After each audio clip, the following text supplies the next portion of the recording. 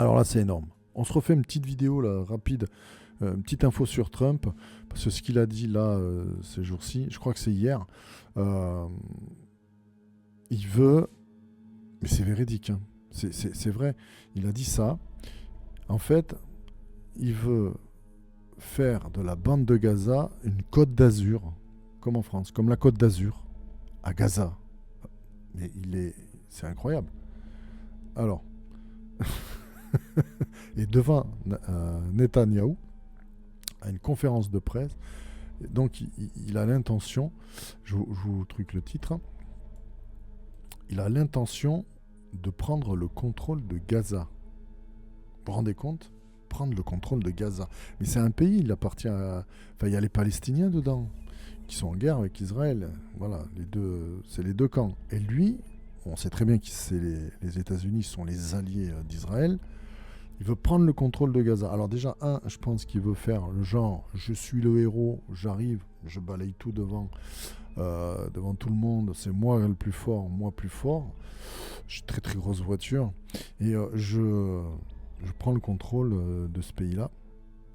On va lire l'article, mais de ce que j'en ai entendu, il veut déplacer, je crois qu'il y a un million ou deux de personnes qui vivent à Gaza, il veut déplacer dans les pays à côté, mais sans demander leur avis. Il a dit, je vais déplacer en Égypte, Arabie Saoudite, tout ça, mettre des réfugiés, en fait, il veut faire des réfugiés. Il veut raser complet et il veut créer un truc de luxe. Mais ça leur apportera du travail, il a dit. Hein. Mais ce type, il est éclaté dans sa tête, celui-là. Il est éclaté. Allez. Donc Donald Trump compte rebattre complètement les cartes au Proche-Orient et pour le faire savoir, il a attendu de rencontrer mardi, donc c'était hier, le Premier ministre israélien Benjamin Netanyahou, premier dirigeant reçu depuis le début de son second mandat. Cette rencontre hautement symbolique qui met en avant l'alliance des États-Unis et d'Israël a été l'occasion pour le locataire de la Maison-Blanche de faire une annonce fracassante. Donald Trump a en effet souhaité que les États-Unis prennent le contrôle de Gaza, affirmant que le territoire pourrait devenir la Côte d'Azur du Moyen-Orient. La Côte d'Azur du Moyen-Orient. Est-ce que vous voyez le truc ou pas? Tu vois le machin? Il va en faire une Côte d'Azur. Un truc à touristes. Les gens sont en guerre, ils sont en train de crever la bouche ouverte. Ils n'ont rien à boire, rien à manger, il n'y a plus rien, de toute façon c'est détruit. Voilà, ils se battent comme ils peuvent. Alors, moi je suis ni pro ni contre. Bah, je suis ni pour ni contre, bien au contraire. Je pense qu'une guerre, il y a du mauvais et du bon des deux côtés.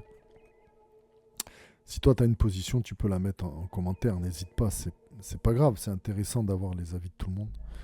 Mais ça aurait été intéressant s'il avait proposé euh, quelque chose comme ça, d'intervenir pour mettre une paix.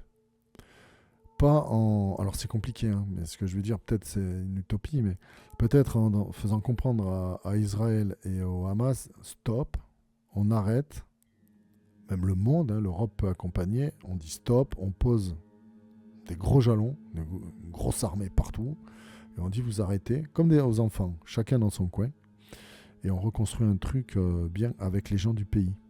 Qu'est-ce qu'ils veulent, de quoi ils ont besoin, comment ils voient leur vie. Parce qu'ils ont une culture, ils ont une façon de vivre. Tu peux pas arriver, balayer le truc et dire maintenant voilà, parce que lui il va construire à l'américaine, hein, il va pas s'embêter. Hein. Il va arriver, et puis en plus il va construire. Donc lui ce qu'il veut faire, en fait c'est une côte d'Azur où les Américains vont construire, mais pour les Américains, les hôtels, les maisons, etc. appartiendront à des Américains. Ils loueront aux habitants, ils loueront aux touristes.